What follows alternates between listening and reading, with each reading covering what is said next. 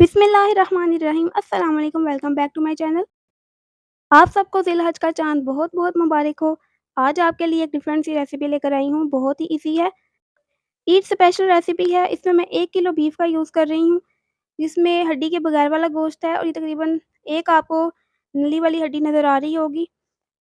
इसमें हम शामिल करेंगे 3/4 कप बेसन।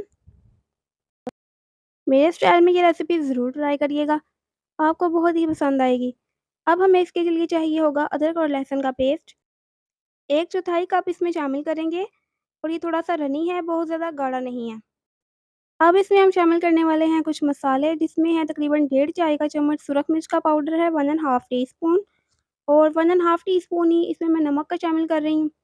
आप हस्बे ज़रूरत जितना पसंद हो 1 किलो गोश्त के लिए डाल लीजिएगा। अब इसमें ये हल्दी पाउडर है हाफ़ टीस्पून भर के, ये थोड़ी-सी हल्दी घर की ग्राइंड की हुई है, इसका कलर थोड़ा-सा डार्क है। 1 खाने का चम्मच इसमें धनिया पाउडर शामिल करेंगे, 1 चाय का चम्मच इसमें ज़ीरा पाउडर शामिल करेंगे। अब इसमें जाएगा बहुत ही स्पेशल मसाला। अगर आपको इस मसाले की वीडियो चाहिए होगी, रेसिपी चाहिए होगी तो मुझे कमेंट में करिएगा, मैं ज़रूर शेयर कर दूँगी।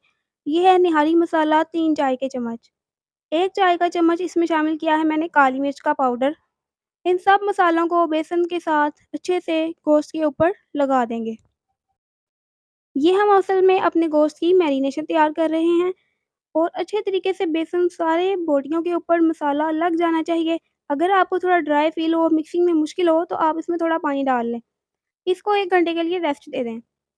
अब तकरीबन आधा कप मेरे पास घी है, मैंने इसको मेल्ट कर लिया है। इसमें शामिल कर दें 2 अदद बड़े साइज़ के प्याज़, जिनको मैंने बारीक ऑमलेट कट में चॉप किया हुआ है, जैसा कि आप देख सकते हैं।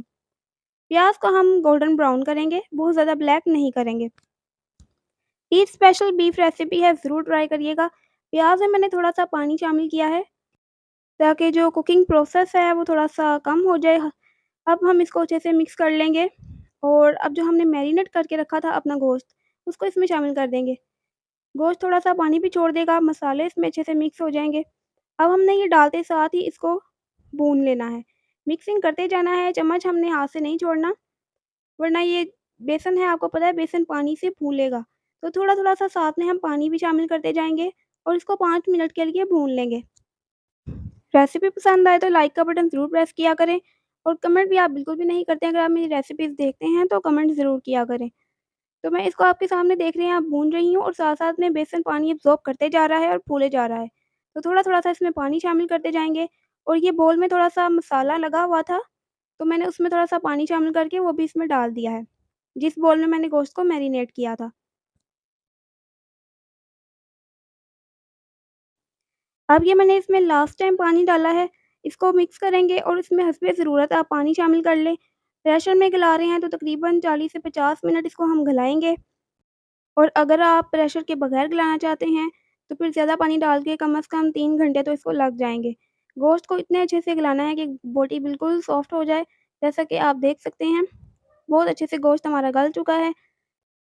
इस टाइम पे आप चाहें तो एक दफ़ा फिर थोड़ा-सा प्याज़ फ्राई करके इसको प्याज़ का तड़का लगा सकते हैं। लेकिन मैं अभी ऐसा नहीं कर रही हूँ, मैंने इसके लिए तरी तैयार की हुई है। तरी हम इसके ऊपर डालेंगे, इसको सर्व करेंगे।